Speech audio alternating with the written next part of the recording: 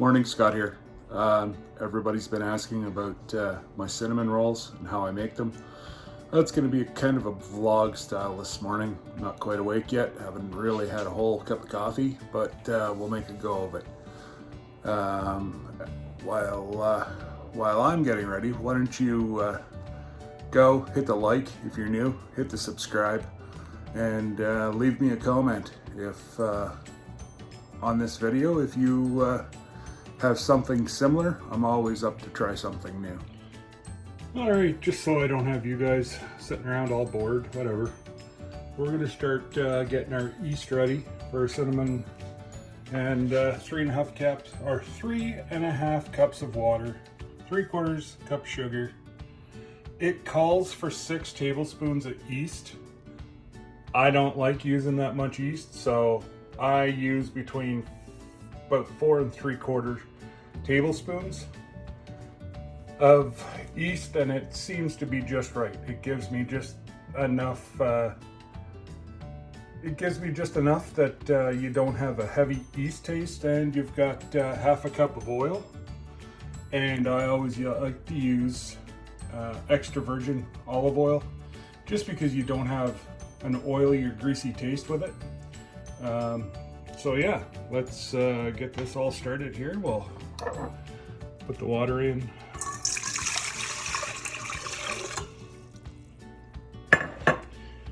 We will get our sugar in there, get it starting to dissolve.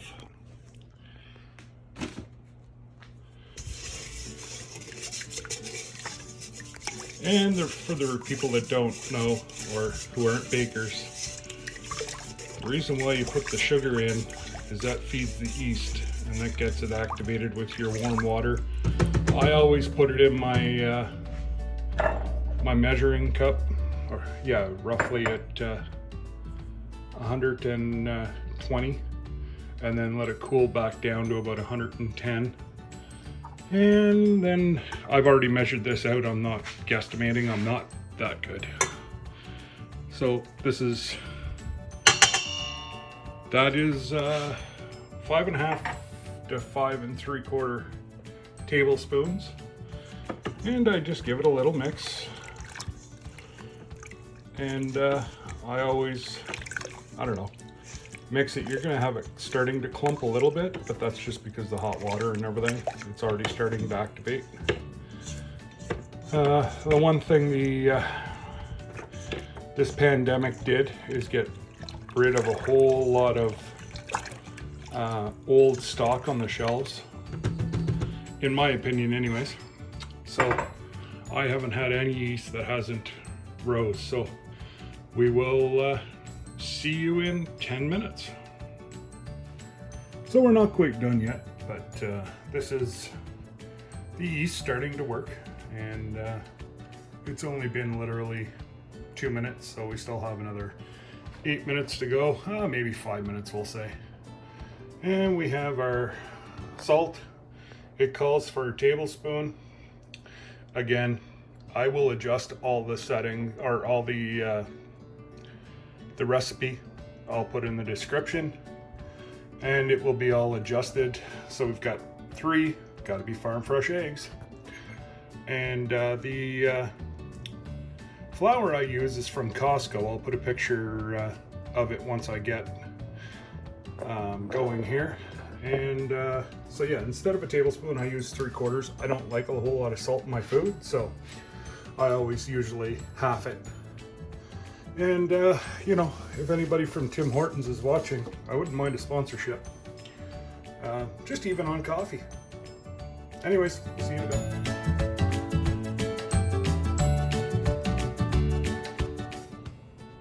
Now we are ready to go. We've got the yeast is nice and actively rising, and I'm trying to show everybody. I used to watch, whenever I started baking, cooking, I'd watch people do it, and they just sit there and tell you what it was and then show you the end product. Well, you know, when you're just starting out, you don't know what it's supposed to feel like. Now I get it. You know, I know what the dough is supposed to feel like after I get it done, but this is going to be a pretty long process. I'm going to put 5 scoops of flour in, and then I'll come back to you after 5 to show you what it looks like.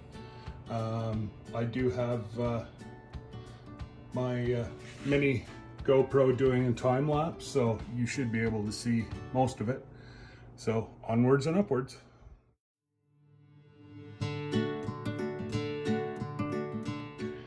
All right, folks, right now after 5 cups, it's kind of like a runny cake batter is the way I'd say. Obviously I always scrape down the sides. It's a lot better to keep it kind of looking a little tidier and make sure that all your ingredients, because your salt sometimes ends up on top of there. And for those of you that don't know, you always want to add salt after your yeast is activated, because salt actually kills your yeast and slows the whole process and stops the whole process. So what you want to do is add it in after your yeast has woke up and it's ready to dance.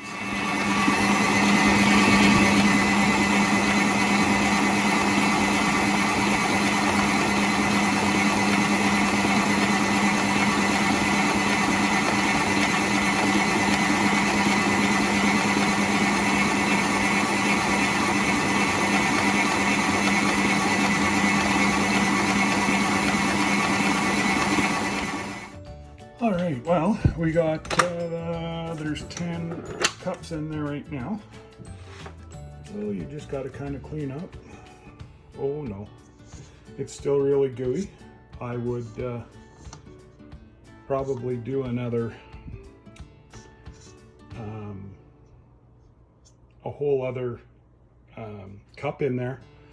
But we are on lockdown here in the good Ontario, Canada, home of the Great White North, and I can say that this morning we had a little bit of snow in the cars, and yeah, I've got my one daughter is going to teach her class, so of course Dad's got to be quiet, but I can still make cinnamon rolls. I just got to revert back to the olden days of making it by hand. All right, folks, so got it all mixed up. I've got about 10¼ cups into it. The weather today is overcast, so I've got a lot of moisture in the air, so it's going to take me, the recipe is calling for 10½ cups of flour. It's going to probably take closer to 11. So now that I'll put it in the bowl, it's slightly oiled, and I'll see you in an hour. All right, folks, we got our stuff ready. We have our cinnamon sugar started, and our icing sugar for the frosting, and the pans are greased up, ready to go. And I know you're not supposed to, but I always do, and I've never had an issue. Oh yeah, we're just about rise, so another 15-20 minutes. We should be good to go, and then we'll let the magic happen. All right, folks, I got a whole lot of things ready here. The sugar is ready, that goes in the middle. Got my icing, which is just a plain butter, vanilla, and icing sugar.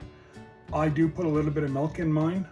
I don't have to worry about it going bad in this house. Yeah, the kids make quick work of 2 pans, and I don't know if you can, it's a bad angle, but you see how it's raised up. What I always do is, on my parchment paper, I just put a little bit of oil on, so it just lifts off so easy. And of course, the old punch down, love it every time. And I'll let it raise back up another 15 minutes, my daughter's online with her class, and then they take lunch. And then, yeah, we'll put it all together and it'll be ready to go. And again, thanks for tuning in. Like, subscribe, send me a comment, and don't forget, I'm new at this, so I don't mind critiques, and that's how I'm going to learn. Talk to you in a bit. Woohoo! All right. Now that my oldest is done teaching, now we can kick it into high gear. Got everything ready to go. Got our butter. We have 50%. I always let mine double rise, and that's personal preference, but I do believe I get lighter, fluffier rolls. And like I say, I've not had anybody that has not come back for a second. So, and another thing, for all you football fans, the only way that you can bake is in LSU flip-flops, or slippers, I should say. That's my secret recipe, and I usually charge to give out my secret recipes.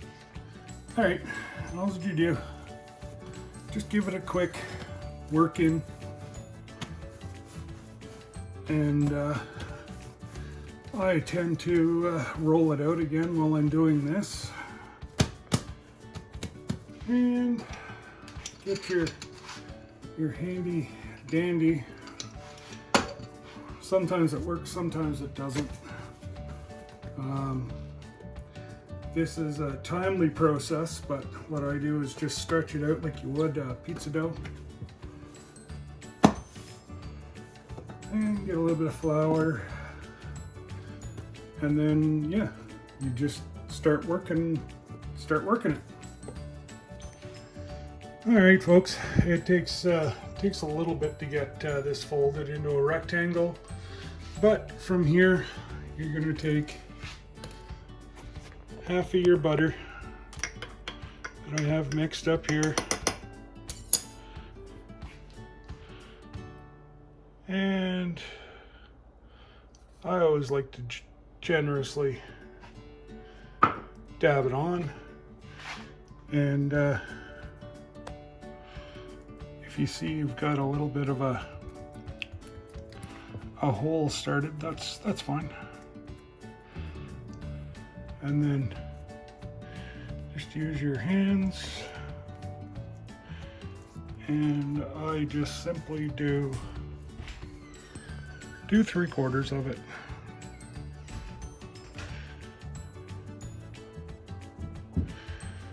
And then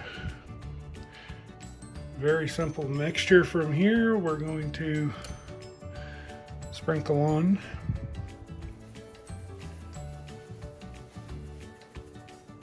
the sugar and cinnamon, and all the totals will be down below. Oh, I can smell the cinnamon now. And if you're on Weight Watchers or whatever, just this would have to be one of your big cheat days, because, well, you got to sacrifice some calories for some good food. And yeah, I'll be back. Right, so I got it started, and what I do is like to roll a little bit. It should be just a little bit tacky. Roll a little bit, pull it back, roll a little bit, and pull it back. That way there, you get a nice tight roll. And now you do, I like to do, just cut off the end so it's nice and square. And then about 1.5 to 1 inch, 1.5 inches. And now hopefully my oldest is doing good on the camera. You know, she is a teacher and all, so I know she can do it. I know she can do it, and I don't know if she'll get the right shot or not, but they're not teaching class right now, and she knows that if she wants to have cinnamon rolls for her lunch, she's gonna have to help me videotape. I love it. All right, I will put these in the pan and be right back. So just simply place them in your pan. You're gonna wanna leave a little bit of room. They're maybe just a bit gooey, but I'm gonna be okay with it. It just fits in there perfect. Look at that. So yes, there's a little bit of gap. I like to leave a little bit of gap because now I'm going to cover them up with that piece of parchment paper and just stick it in an open oven. Then I had it preheated at 350, but it's been off for about 25 minutes. And yeah, we will go, you can keep this, add it into your next batch.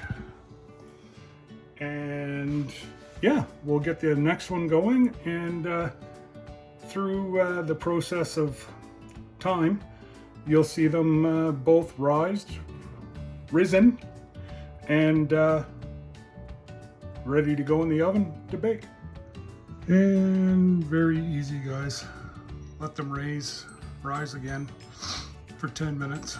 Now they go into the oven, and I will show you as I pull them out of the oven. Now I'd like to say that, you know, this was brought to you by McCafe, but just can't seem to get a sponsorship. I don't know why, like maybe because I'm brand new, but you know, anybody from McDonald's, I do enjoy my McCafe coffee. Again, the bakers that are gonna watch this are gonna throw me a bunch of bad comments. You're not supposed to open the oven. Guess what? I enjoy it. Here we go. Oh, look at that. Baking well. They've been in for 7 minutes.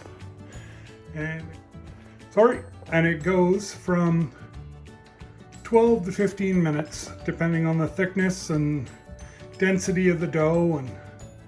And yeah, sorry about that. My phone just reset itself. That's why there's a little bit of a pause. All right, well, let's pull these out of the oven.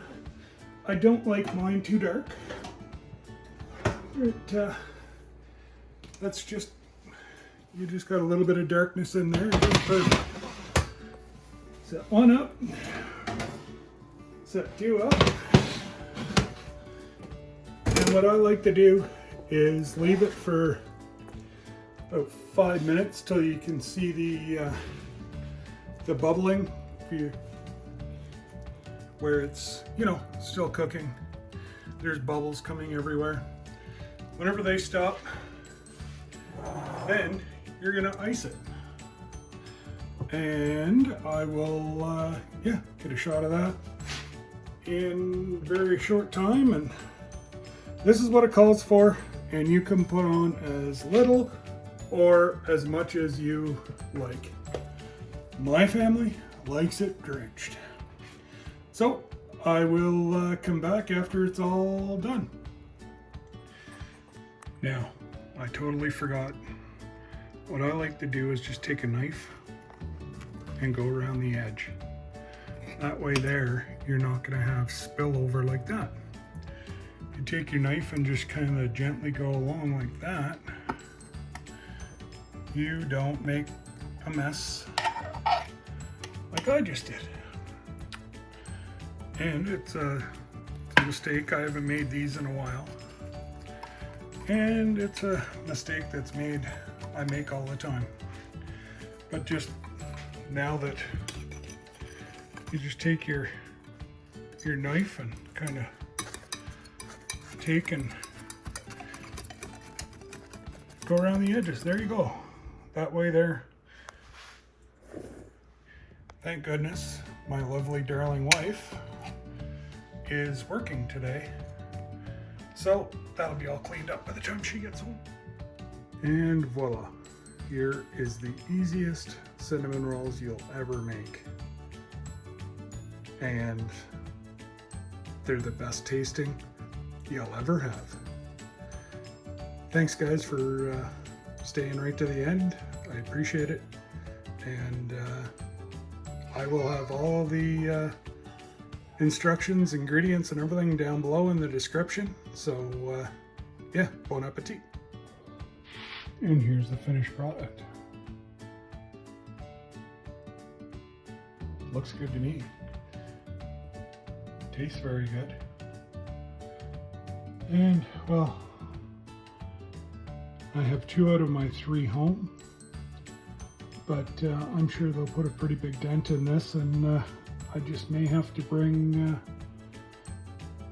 a piece over to my wife as she's working at the hospital till 9 o'clock tonight.